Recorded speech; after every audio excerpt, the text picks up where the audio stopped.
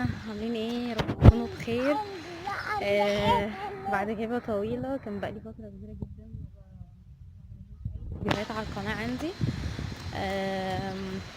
زي ما قلت لكم قبل كده ان الفترة دي بس بمر بشوية ظروف. فانا للاسف مش عارفة انزل اي فيديوهات خالص الفترة دي على القناة عندي. فالنهاردة كده يعني خرجت، فقلت اخرجكم معايا. الفكرة ان انا مش عارفة انزل اي فيديوهات لان الفيديوهات بتحتاج مونتاج، وانا الفترة دي فعليا صعب ان انا اعمل اي حاجة خالص. سوري على شكلي يا جماعة، باين يعني على وشي. فالنهاردة بنتي كانت عايزة تطلع تروح البحر. كارما لهم باي باي. باي باي. لهم عاملين ايه؟ عاملين ايه؟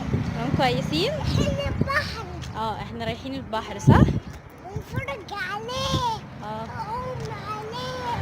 او البحر اهو. ايوه البحر اهو.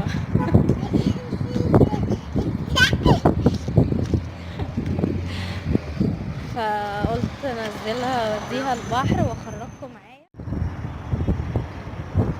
احنا يا جماعه دلوقتي عند البحر اللي هو على الكورنيش اللي هو اخر شارع اسكندريه، عند فتح الله. طبعا الشارع فاضي جدا، مش اي حاجه، مفيش زحمه.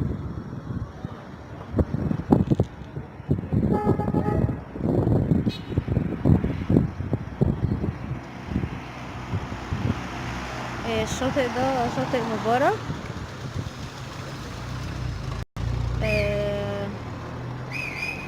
يعتبر كل اهل البلد يعني هنا بيجوا للشاطئ ده. تعالوا بقى اوريكم الجو عامل ازاي. هو النهارده الجو حلو يعني، مش ولا هوا ولا سقعه ولا كان في نوى الايام اللي فاتت.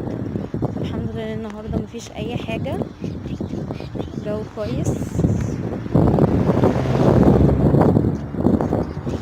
اوبا اطلع. نروح البحر نقعد هنا. ايوه نروح البحر ونقعد هنا. نقعد هنا. الفيديو ده يا جماعه معلش مش هيبقى فيه مونتاج، هي تقريبا هينزل زي ما هو، زي ما قلت لكم يعني. اعذروني بس الفتره دي احنا مش شايفين يا جماعه ان في ناس، والناس اللي هنا طبعا اهل مطروح.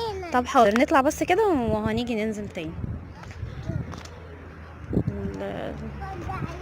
الجو حلو جدا، مش ساقعه يعني، فالناس كلها خارجه يعني ما صدقت.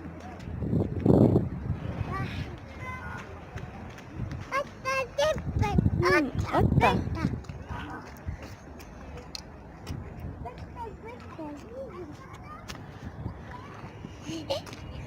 تعالي هاتي، تعالي هنشوف هناك، تعالي.